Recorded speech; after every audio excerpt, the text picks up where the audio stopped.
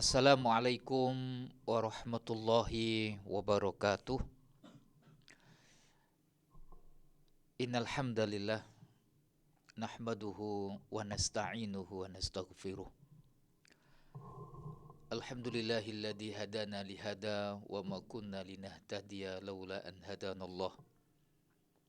Asyhadu an la ilaha illallah wahdahu la syarikalah wa anna Muhammadan abduhu wa rasuluh la nabiyya ba'dah. Wassalatu wassalamu ala sayyidina wa habibina wa syafi'ina Muhammad sallallahu alaihi wasallam wa ala alihi wa ashabihi wa man tabi'ahu ila yaumiddin, amma ba'du. Teriring doa di pagi hari yang cerah ini di bulan Muharram, semoga Bapak Ibu, saudara-saudari sekalian, yang besar tak dihimbau gelar, yang kecil tak disebut nama, dimanapun berada, selalu dalam keadaan sehat walafiat, tetap semangat dalam beribadah, dan tetap istiqomah dalam ketaatan kepada Allah Subhanahu wa Ta'ala. Insyaallah pada pertemuan pagi hari ini, sesuai dengan beberapa peristiwa besar yang terjadi di bulan Muharram ini, kita berharap semoga jiwa dan hati kita bisa menjadi muharram. Dalam arti kata lain, saya mengajak kepada diri saya pribadi, yuk bersama-sama memuharramkan diri dan hati kita.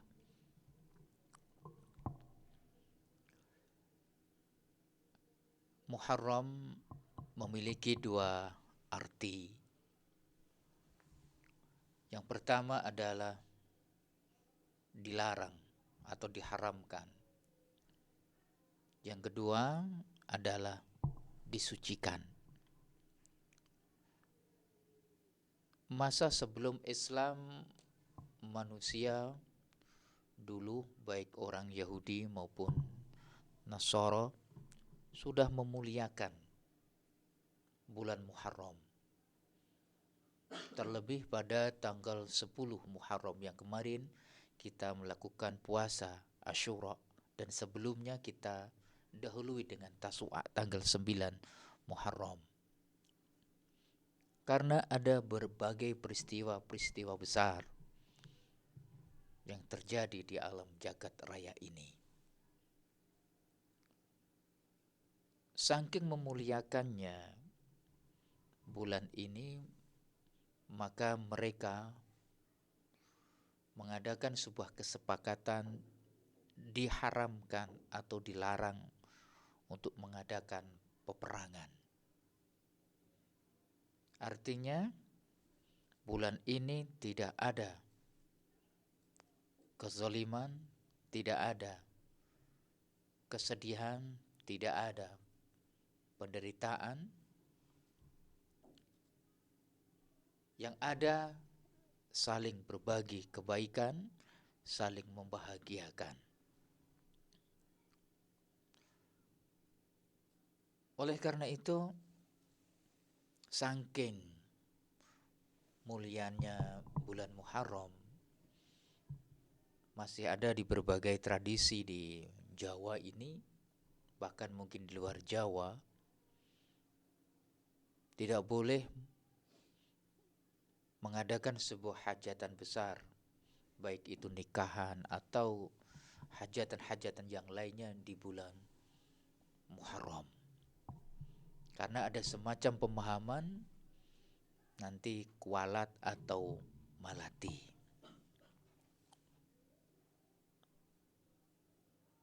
Dan makna yang dapat kita petik dari sebuah bulan Muharram, yaitu diharamkan, artinya pada saat ini Mari kita mengharamkan jiwa dan hati ini untuk menzalimi orang lain. Haramkan diri kita. Menyakiti orang lain, haramkan diri ini. Jiwa dan hati kita haramkan dari hal-hal yang mungkin selama ini tidak ada manfaatnya untuk kehidupan kita akhirat. Kita lebih mengutamakan kehidupan duniawi. Dan kita sebagai orang tua sangat mengharamkan diri apabila dari perilaku dan omongan kita tidak bisa ditiru, dicontoh, disuri tauladani oleh anak-anak kita, cucu-cucu kita, anak didik kita. Karena yang terpenting dari sebuah masa bergantinya masa, bagaimana kita menjadi pribadi-pribadi yang lebih baik. Kalau kita tidak bisa menjadi kebaik atau kita tidak bisa melakukan, minimal kita tidak mengganggu orang yang sedang melakukan kebaikan. Atau kita tidak menjadi contoh-contoh kejelekan bagi orang lain.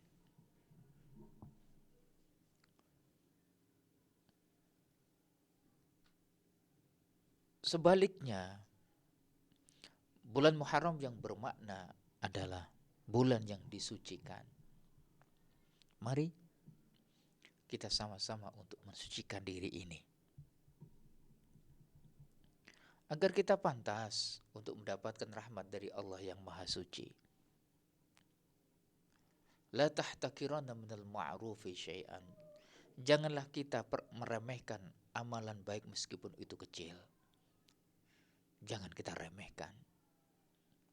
Siapa tahu yang kecil-kecil itu bisa membasuh hati ini dari bintik-bintik dosa yang dilakukan oleh anggota tubuh kita. Sehingga kita bisa menyadari arti sebuah perjalanan hidup kita. Arti sebuah kehidupan hidup kita di alam bumi ini. Sehingga kita mencoba untuk mengetahui man arafa nafsahu arafallah. Siapa yang benar-benar mengetahui jati dirinya sendiri, maka dia akan mengenal, akan tahu Allah Subhanahu wa taala. Saudara-saudariku, Bapak Ibu yang dirahmati oleh Allah Subhanahu wa taala. Mensucikan jiwa dan hati di bulan Muharram ini, minimal kita menjadi sosok yang bermanfaat.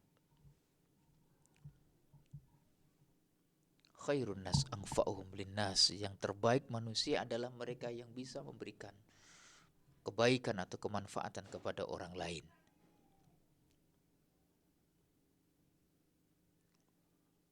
Kalau dalam istilah bahasa Jawa adalah urip iku urup.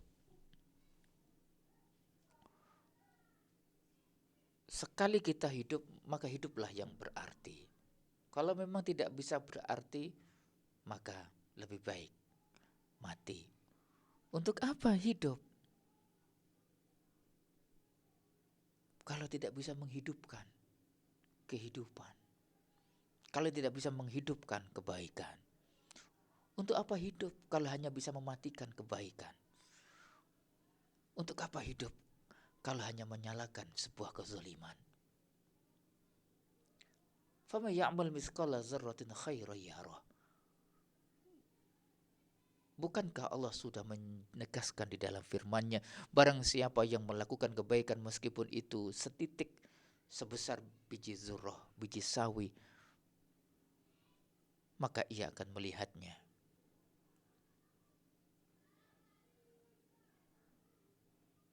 Dan barang siapa yang melakukan kejelekan pun,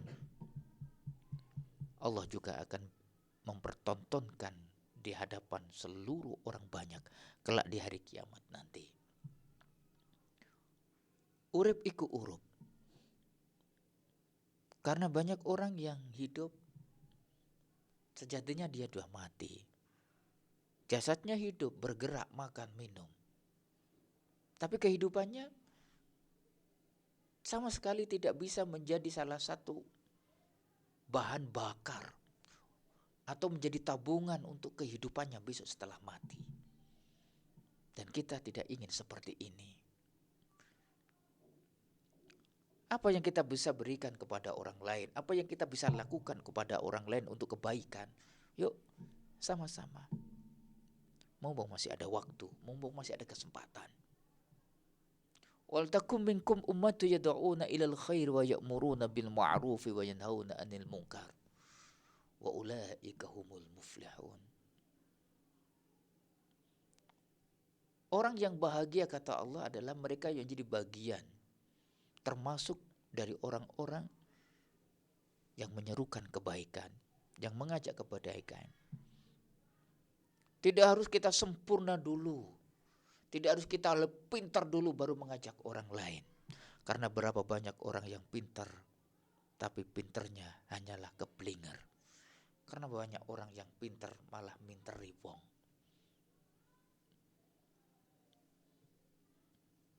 Dalam mengajak kebaikan yang dibutuhkan adalah satu sikap. Konsisten dalam kebaikan. Omongan selaras dengan tindakan.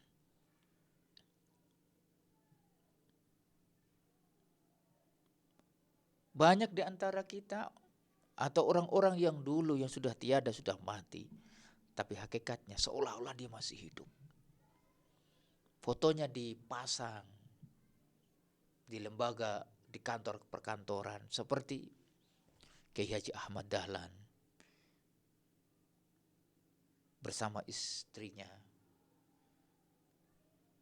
Aisyah. Kiai Haji Hasyim Asy'ari. Begitu juga kemarin kita memperingati 17 Agustus, banyak pahlawan-pahlawan muslim yang fotonya terpampang, inilah para syuhada. Mereka telah mati, tapi seolah-olah masih hidup.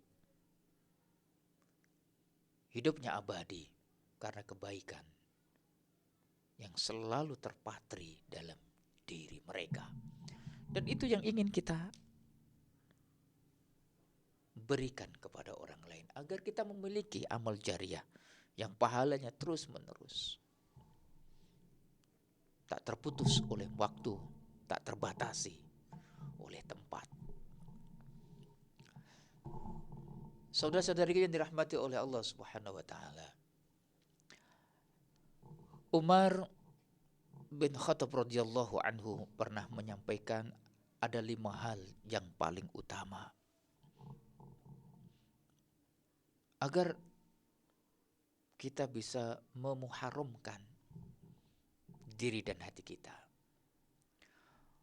Kata beliau, "Ra'aitu jami'al akhilla falam ara khalilan afdala min khifdil lisan." Aku telah memperhatikan semua manusia. Aku telah memperhatikan semua teman. Namun tidak ada teman yang lebih utama daripada memelihara lisan. Untuk mengharamkan diri kita dari jilatan api neraka, untuk mengharamkan kita dari sebuah kerugian yang tak pernah bertepi dunia akhirat, dan untuk mensucikan diri kita dari segala dosa, untuk mensucikan agar diri kita pantas untuk masuk surga, maka teman yang terbaik adalah lisan. Jaga lisan. Hifdzul lisan. Lihat bagaimana Allah membuat lisan ini berwarna merah. Tidak berwarna putih, tidak berwarna hitam, tapi merah karena merah adalah simbol untuk kehati-hatian. Lihat lidah ini dipagari oleh 2 hal yang begitu kuat. Yang satu gigi ini, gigi putih ini kuat ini. Setelah gigi ada bibir, pintu ini. Filosofinya apa? Hati-hati. Ini kalau keluar tanpa terkontrol neraka ya ini. Kehinaan yang tak pernah bertepi. Tapi gara-gara lidah ini bila kita bisa menjaganya dengan baik, maka pintu-pintu surga dibukakan lebar-lebar untuk kita. Yang kedua,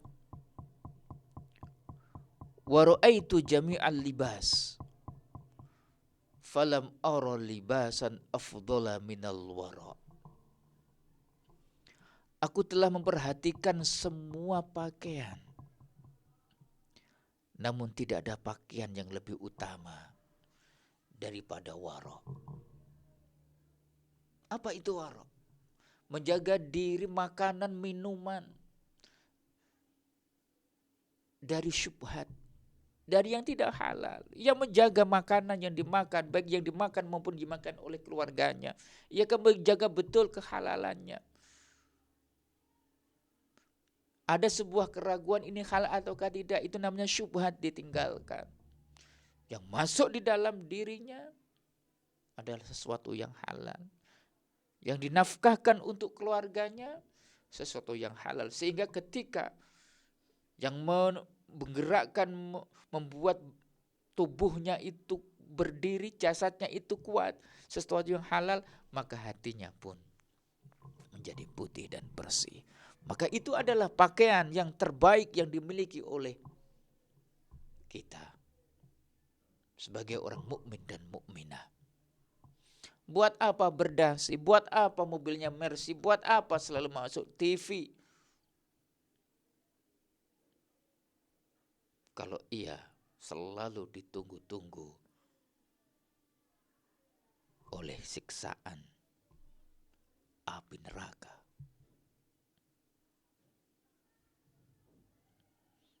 Jika seseorang sudah memiliki pemahaman seperti ini, Masya Allah, dia tidak akan merugikan orang lain. Dia tidak suka untuk berbahagia di atas penderitaan orang lain. Dia tidak suka untuk memanfaatkan momen-momen, mumpung momen seperti ini, kita gunakan untuk mencari keuntungan yang sebanyak-banyaknya. Tak peduli orang lain itu mati, tak peduli orang lain itu menggelepar-gelepar kelaparan. Tidak. Ia menjaga dirinya, ia menjaga keluarganya dari makanan dan minuman yang tidak halal.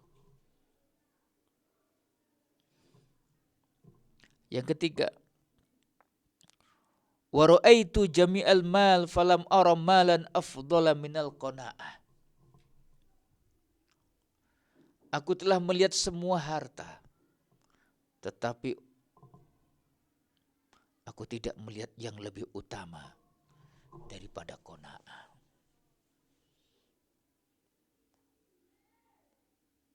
Umar bin Khattab, seorang khalifah, orang yang juga termasuk orang yang kaya raya pada masanya. Harta melimpah, begitu pun juga partner-partner kehidupannya, teman-temannya seperti Abdurrahman bin Auf, Utsman bin Affan. Ada seorang miliarder pada saat itu. Tetapi kata beliau ada harta yang paling mulia, yang melebihi keutamaannya, lebih baik daripada harta-harta itu. Apa ternyata? Qanaah. Menerima apa yang ada, mensyukuri apa yang ada, sehingga hidupnya bahagia. Memiliki harta kalau tidak bahagia, apa makna? Mendingan tak memiliki apa-apa, tapi bisa bahagia. Tapi dengan syarat apabila memiliki sifat jiwa, hati yang menerima. Baidatul yaumi khairun min dajajatil ghadi. Ada sebuah pepatah orang Arab. Ikan telur pada saat ini itu lebih baik daripada ayam esok hari. Nikmati apa yang ada meskipun itu telur. Gak usah membayangkan, oh besok mungkin kita akan makan ayam. Akan makan ayam. Ayamnya masih berlarian di depan rumah. Padahal itu milik tangga. Mau disembelih, mau ditangkap. Haram, men. Al-qanaatu kanzun la yufna. Menerima qanaah, ridho dengan apa yang ada adalah sebuah gudang yang tak pernah habis.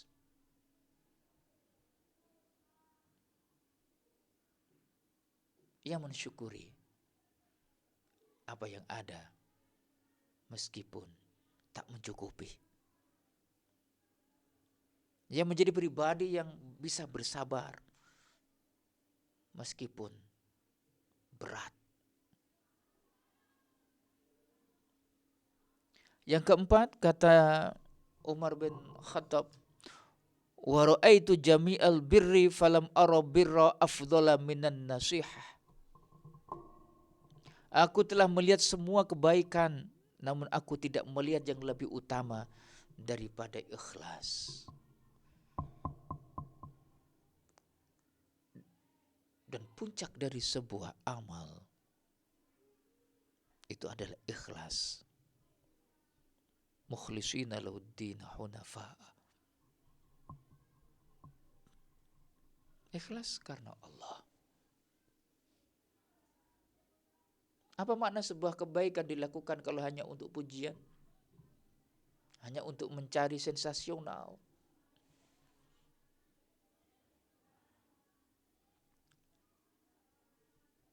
Apa arti sebuah sedekah beratus-ratus juta kalau hanya untuk namanya nanti dipilih dalam sebuah pemilihan? Ada udang di balik batu. Batunya hilang, sakitnya datang. Karena tidak sesuai dengan apa yang diinginkan.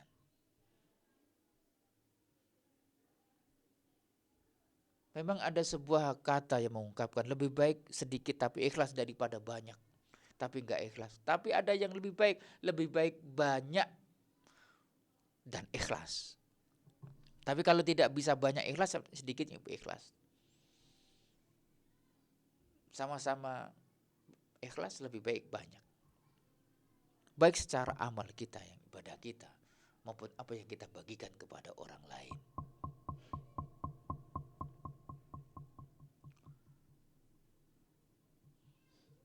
Ikhlas tak tampak. Hanya Allah Subhanahu wa ta'ala menjadi tujuan. Hanya Allah lah yang menilai dan melihatnya. Bak seperti surat Al-Ikhlas, qul huwallahu ahad, Allahu samad, lam yalid wa lam yulad wa lam yakul lahu kufuwan ahad. Disebut kata ikhlas.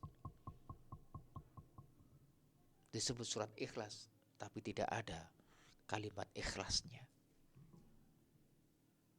Karena ikhlas itu tak tampak. Yang kelima, terakhir, wa ra'aitu jami'al at'imati falam ara ta'aman alazzu minas sabri. Aku telah melihat semua makanan, namun aku tidak melihat yang lebih nikmat daripada sabar. Masya Allah. Padahal ada sebuah ungkapan Arab, as-sabru murun, sabar itu pahit. Tapi ternyata sabar adalah makanan yang paling lezat. Karena di balik kesabaran, manisnya bak seperti madu asli. Sabar memang pahit, tetapi pahitnya pahit jamu, menyehatkan. Pahitnya memang brotowali, tapi bisa mengenyahkan virus-virus yang ada. Sirup manis, kebanyakan mencret.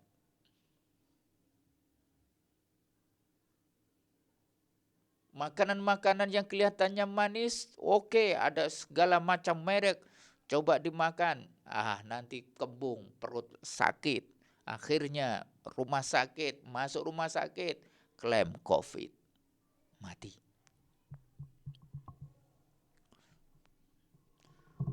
Rasulullah Shallallahu Alaihi Wasallam pernah bersabda, kun wari'an takun abdan nas.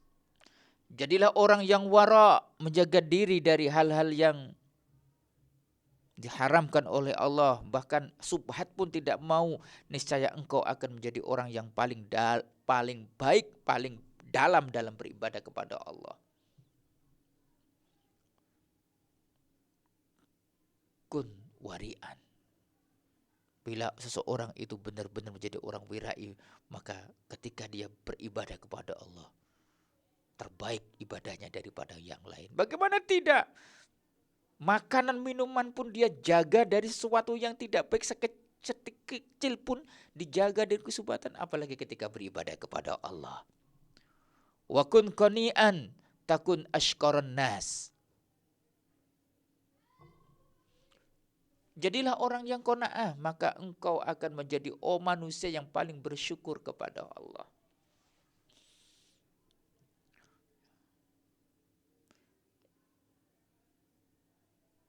Ya Allah, sarapan cuma dengan ayam. Alhamdulillah, bersyukur daripada tetanggaku yang sana mungkin hanya dengan tempe. Yang dengan tempe, alhamdulillah, masih bisa dengan sambal terasinya, nikmat.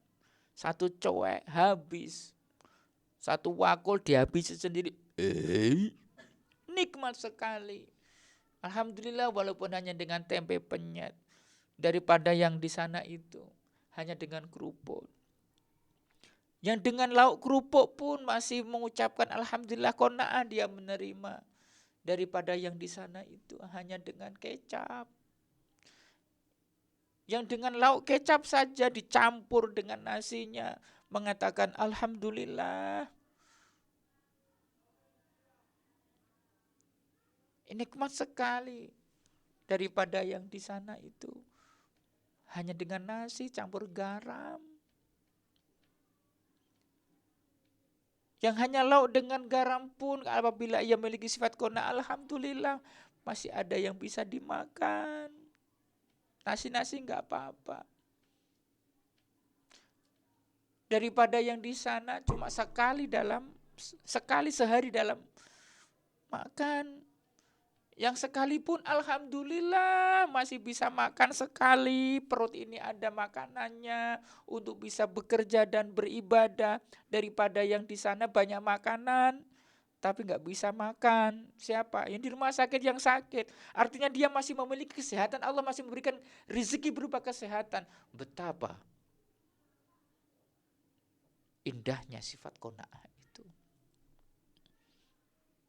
Apabila tidak ada qanaah dalam hatinya, coba lauknya sudah ayam, tapi yang dipikirin, wah ini ada satenya ya enak, ada tongsengnya yang enak. Yang dipikirin, yang diharapkan sesuatu yang tidak ada di meja makan. Toh demikian, semuanya juga habis. Bapak Ibu, saudara-saudari yang dirahmati oleh Allah Subhanahu wa taala. Wa hibba linnas ma tuhibbu li nafsik.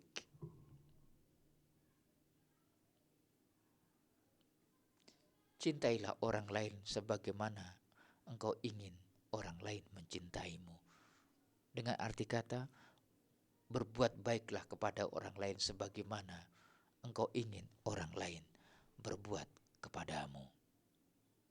Semoga kita semuanya di bulan Muharram ini bisa mensucikan diri kita, bisa menjaga diri dan hati kita dari hal-hal yang tidak ada faedahnya, manfaatnya untuk kehidupan kita dunia dan akhirat. Demikian yang dapat saya sampaikan, kurang lebihnya mohon maaf. Al-afu minkum, hadanallahu wa iyyakum. Wassalamualaikum warahmatullahi wabarakatuh.